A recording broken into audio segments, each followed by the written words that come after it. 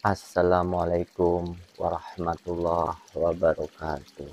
Salam budaya. Ketemu lagi di dalam channel Saungmas 81. Sebelumnya saya ucapkan terima kasih kepada para sedulur-sedulur di seluruh Nusantara yang telah mensubscribe channel ini dan mendukung channel ini yang mengisahkan tentang sejarah-sejarah para leluhur orang-orang tua kita yang soleh dan soleha, dan juga amalan-amalan yang dilakukan oleh beliau terdahulu dan juga spiritual yang saya alami secara pribadi. Mugi-mugi para sedulur diberikan kesehatan, waluyajati lawan rahmat lan hidayah saking kersanipun Gusti Allah Subhanahu wa taala.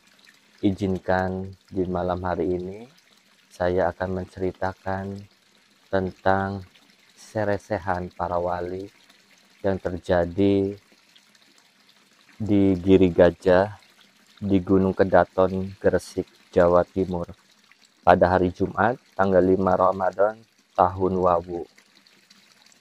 Cerita ini saya ambil dari dua naskah. Yang pertama itu dari naskah yang terdapat di Perpustakaan Umum Ariostea di Ferrara, Italia, dan juga dari Sejarah Petang Cirebon, dan kebetulan hampir sama isinya.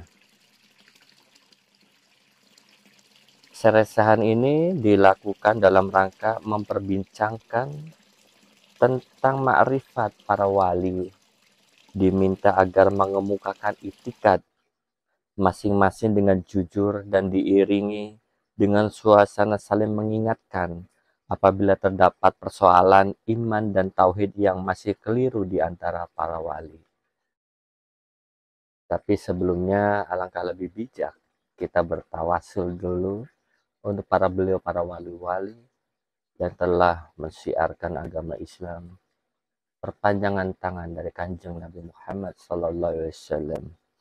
Khususan ila arwahi Sayyidina Sultan Aulia Syekh Syarif Hidayatullah Sultan Mahmud Sunan Gunung Jati Cirebon, wa ila arwahi Sunan Gresik Maulana Malik Ibrahim Ma'dub Ibrahim As-Samarkandi Syekh Maghribi, wa ila arwahi Sunan Ampel Raden Rahmatullah, wa ila arwahi Sunan Nagiri Muhammad Ainul Yakin Raden Paku Prabu Satmata Sultan Abdul Fakih Joko Samudra, wa ila arwahi Sunan Bonang Maulana Ma'dub Ibrahim, wa ila arwahi Sunan Derajat Raden Qasim, wa ila arwahi Sunan Kalijaga Raden Masyahid Lokajaya Syekh Malaya Pangeran Tuban Raden Abdurrahman, wa ila arwahi Sunan Muria Raden Said Raden Umar Said Raden Kawal, wa ila arwahi Sunan Kudus Syekh Jafar Shadiq, wa ila arwahi Syekh Lemah Amang, dan seluruh para waliullah sepanjang tataran tanah Jawa, Sunda, Nusantara, Indonesia. Syaulillahi lahumul al-Fatihah.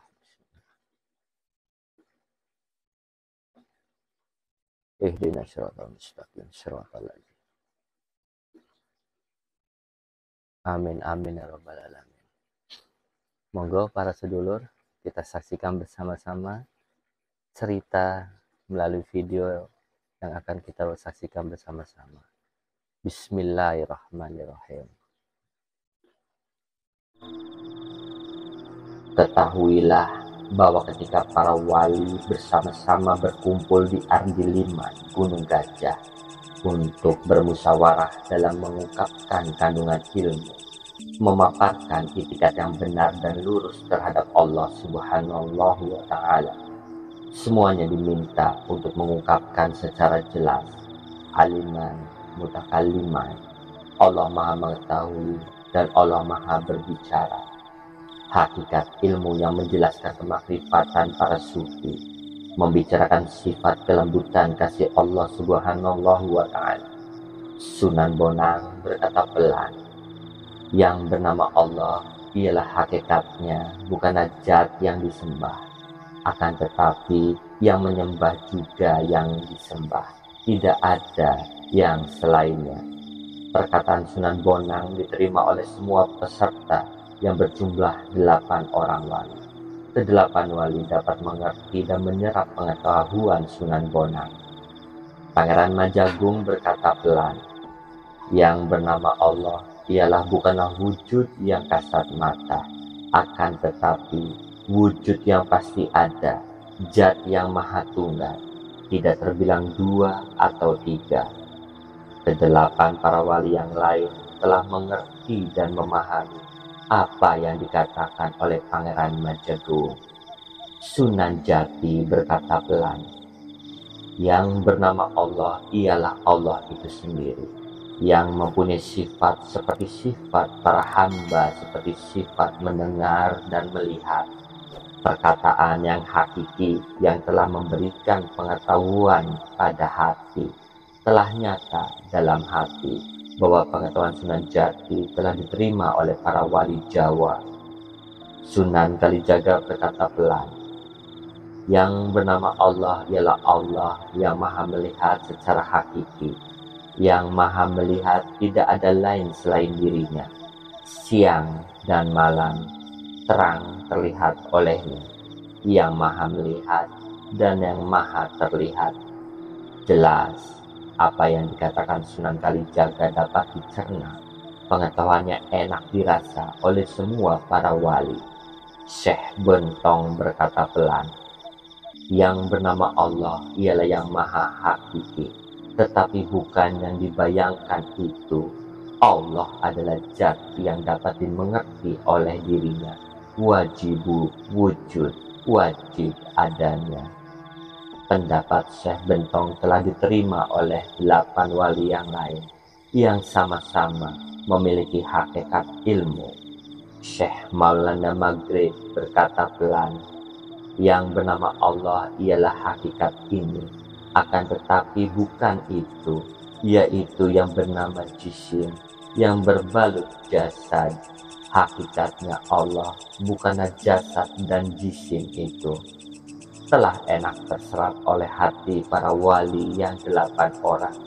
Mereka semua telah lega mendengar penjelasan Syekh Maulana Maghrib.